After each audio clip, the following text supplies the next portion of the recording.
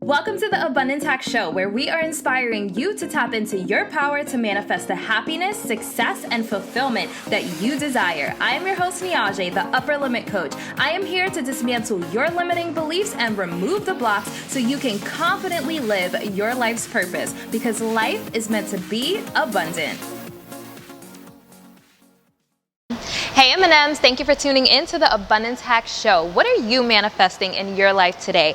In this episode, I want to talk about confidence.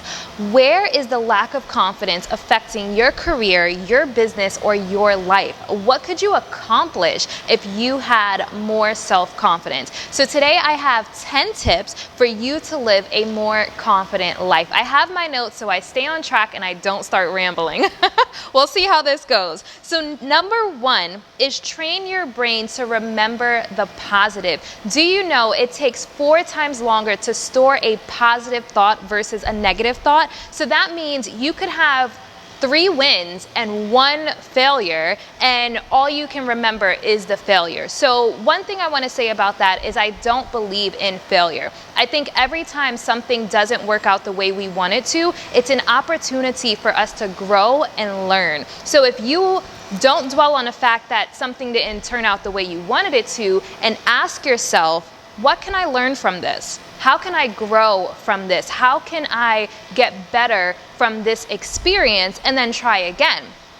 So when you start to look at everything that didn't work out exactly how you wanted it to as an opportunity to learn, that is going to increase your confidence because you're not dwelling in the negative feeling. So train your brain to focus on the positive. Even though this didn't work out, it's an opportunity for me to get stronger, wiser, better, and go back and try again and be wiser the second time around. So tip number 2 is living intentionally. This one is really, really powerful. If you visualize who you want to be, the best version of yourself, and start showing up as him or her, that's going to increase your confidence. So if you feel like, you know what, I'm someone that's always late, you have the ability to change that. You have the ability to make sure that you are on time if you know that one of your downfalls or weaknesses is being on time. So it's a silly example, but think about where in your life you feel you're not your best, and visualize yourself as the best in this area and start showing up as that best possible version of you, and that's going to increase your confidence because you know that every single day you are striving to be the best possible version of yourself that you can be. Tip number 3 is positive affirmations. So all of my woo-woo friends, you know I love my affirmations. So you want to make sure that you have positive self-talk. We tend to beat ourselves up in our heads, and we say silly things like, oh, I'm clumsy, oh, I'll never get married, oh, I can't do this. And that is storing these negative thoughts in your subconscious, and that wears on your confidence. So if you have to get up in the morning and go in a mirror and be like, I got this, whatever it is, whatever you need to do to pump yourself up and know that you are amazing, you are owning it, you are crushing it, that is going to build your confidence. So positive affirmations, if there's something that you know is not the way you want it to be, and like let's say one thing that people struggle with is their weight. So if you focus on the fact that you're not at the weight that you want to be, instead of focusing on not being at the weight that you want to be, try to focus on something positive about your body and focus more on that. So with the law of attraction, if you focus on a positive, it's going to draw more positive to you.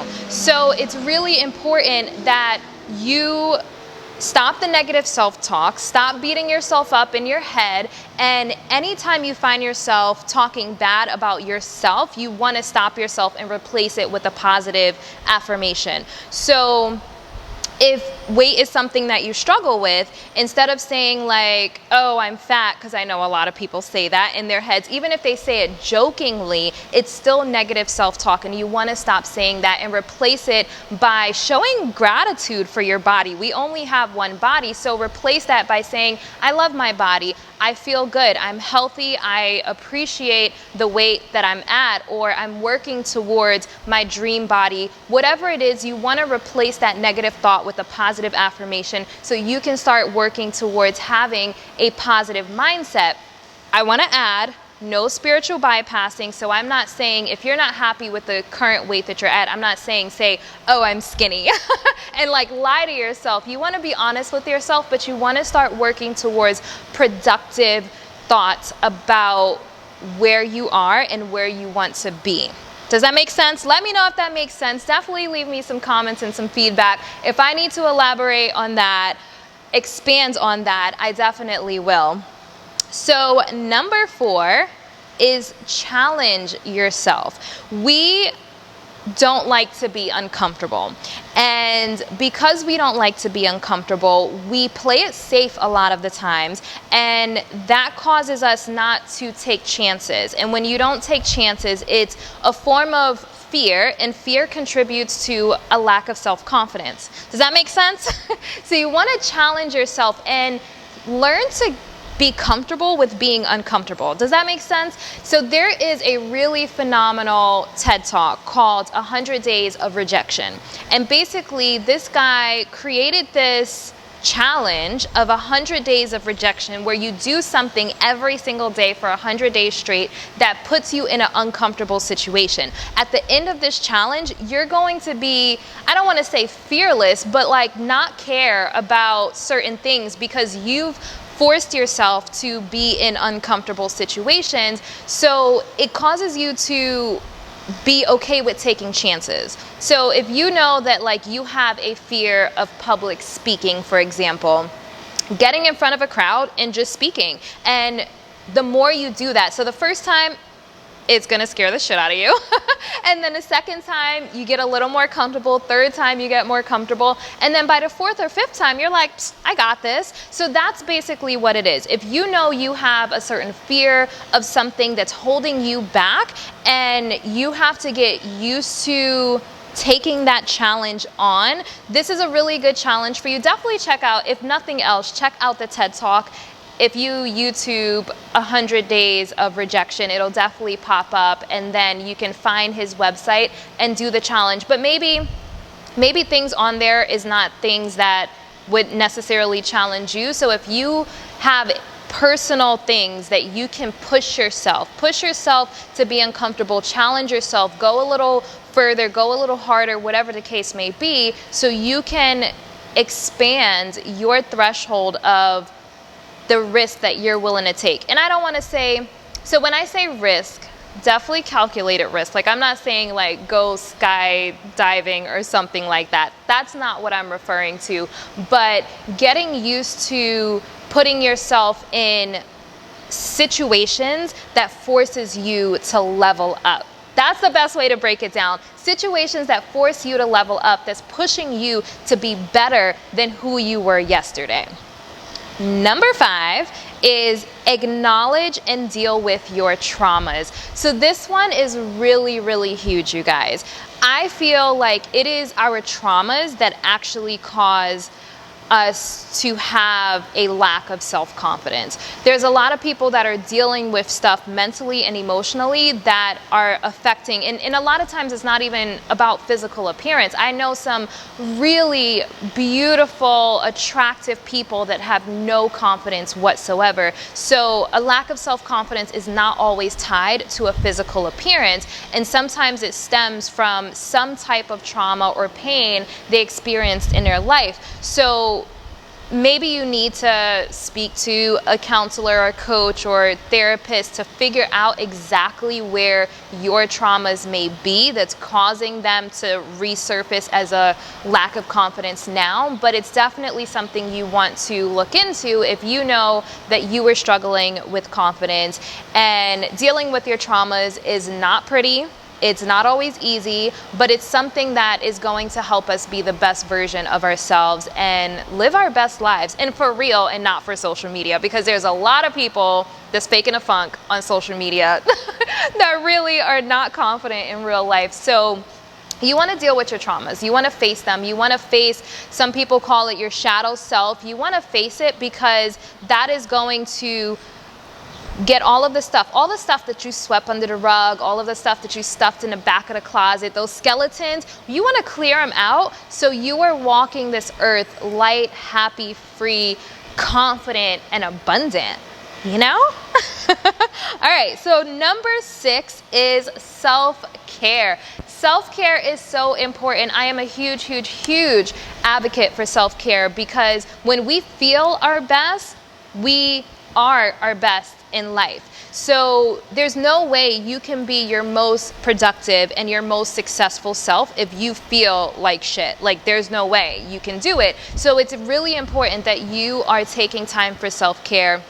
You know, one of my favorite quotes is, you can't pour from an empty cup, so you have to take care of you first. So making sure you are exercising, making sure you are eating properly, making sure you're getting the proper amount of sleep. And I know it sounds silly, but it's really important to have a productive and successful life, making sure you take care of yourself. And when you are feeling your best, you're going to perform your best. You're going to be the most productive. So that is really, really important.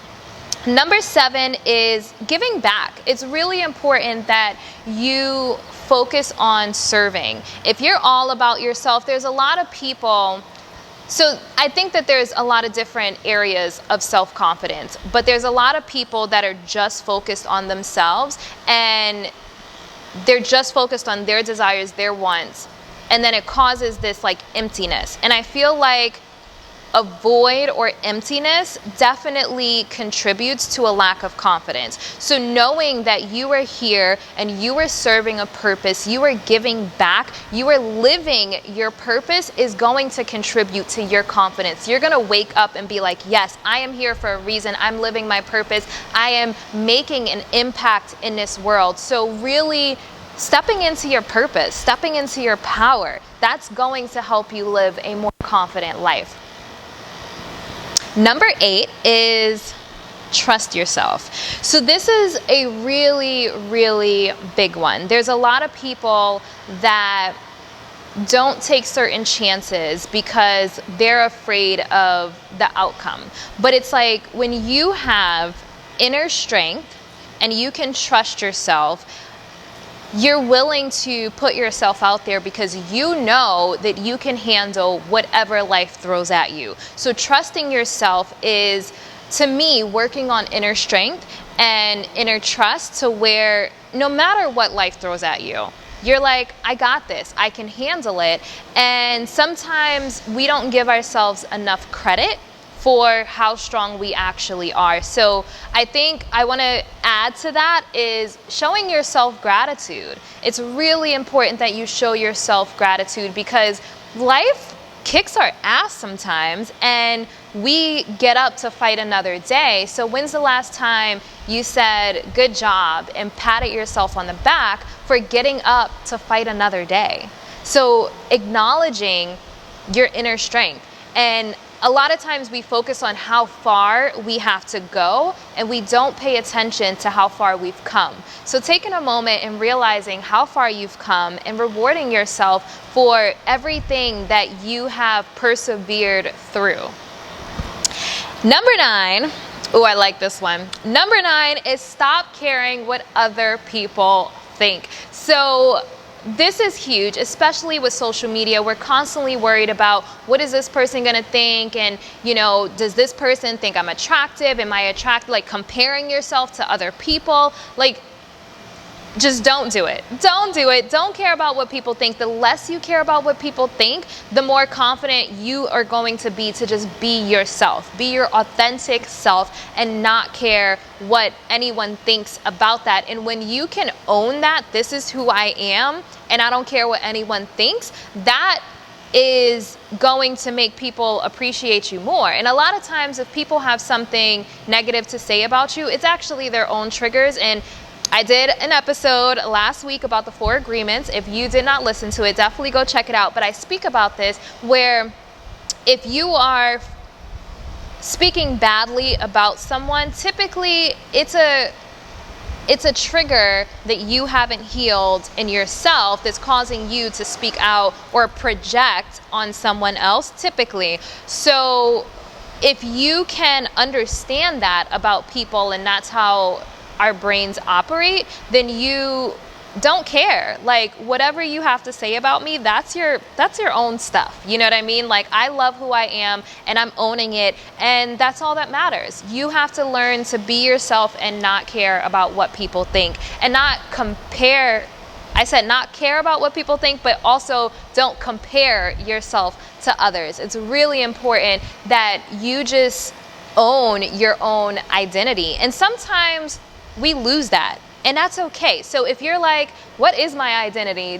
Don't feel bad, because a lot of people do lose their identity. We get into relationships and we mold to the other person. We get into marriages and we identify as just a wife, and we lose who we are outside of being a wife or a mother or a husband or a dad. And so holding on to your identity, what makes you happy, your desires, is really important. Your hobbies, what makes you smile, what sets your soul on fire, holding on to that and owning it, because it's important. It's important, and it contributes to living a confident life. Number 10, last but definitely not least, is release the need for validation. This is important, you guys. So I think this one kind of speaks to the traumas as well. A lot of times we need validation from so many different things. Like, I think social media, needing the likes and needing the engagement, like, we've attached so much of our self-worth to how many likes we get online, how many subscribers we have, how many people are commenting on our photos. We attach a lot of our self-worth to that. And I think that that's really dangerous. So not attaching your self-worth and your self-confidence to anything on social media, like literally anything, because it's a recipe for disaster. And also knowing when you need validation because of a trauma. So I can share a personal story. You guys know I always do. Like, I always felt like I needed validation from my mom. My mom was someone who never told me she was proud of me. She always found a way to say, this could have been better. You could have done this. This wasn't right. And so my whole life, I was always looking for her to be like, you know what, I'm proud of you. And she never did. So that caused this need for validation. Really, I really wanted the validation from her, but it was almost like I was seeking it from everything and everyone else, almost, even though it never even mattered, because like other people could say like, oh, I'm proud of you. And even though I felt like I needed that validation, it still wasn't enough, because I wasn't getting it where I actually wanted it. I know I'm getting deep, guys. I know I'm getting deep. But what I had to do, how I dealt with this, is facing the fact that, like, okay, this was an issue for me. This was a trigger, or I don't want to say trauma, but like it's a sense of pain for me, and I don't want it to be. So I had to face those feelings and face those memories and face the pain in order to move past it. And what I had to do was just love myself more, commend myself more, celebrate myself more. I don't think we celebrate ourselves enough. And the more you love yourself, the more you celebrate yourself, the more you own who you are, why you're here, your gifts, your purpose, the less you need validation from others. And so for me, it was my mom, but like for someone else, it could be their dad, it could be their spouse, it could be their kids sometimes, it could be, you know, their siblings, because we're all trying to live up to something.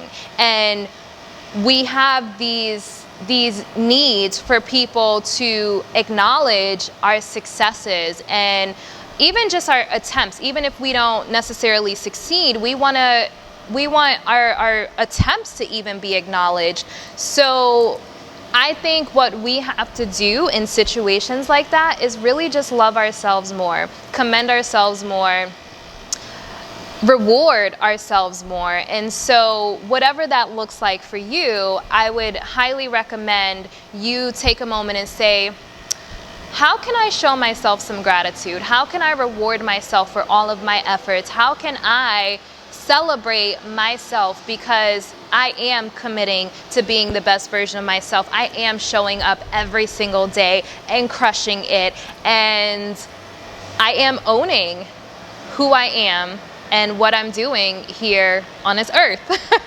We want to live our purpose, and it's not always easy. And I'll tell you, like, I'm just like, why the hell is living your purpose so difficult? But the reason why is because it has to challenge you so you can step into your power, so you can grow into the person that you are meant to be.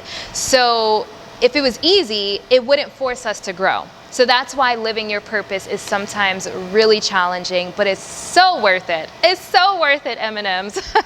So I hope you found value in that. Those are 10 ways that you can start to work towards a more confident life, because confidence trickles over into everything abundance. Like, it trickles over into your relationships, your career, your business, your life in general. So I hope that you find ways to be your most confident, fabulous self. I'd love to hear your feedback, and until next time, love and light.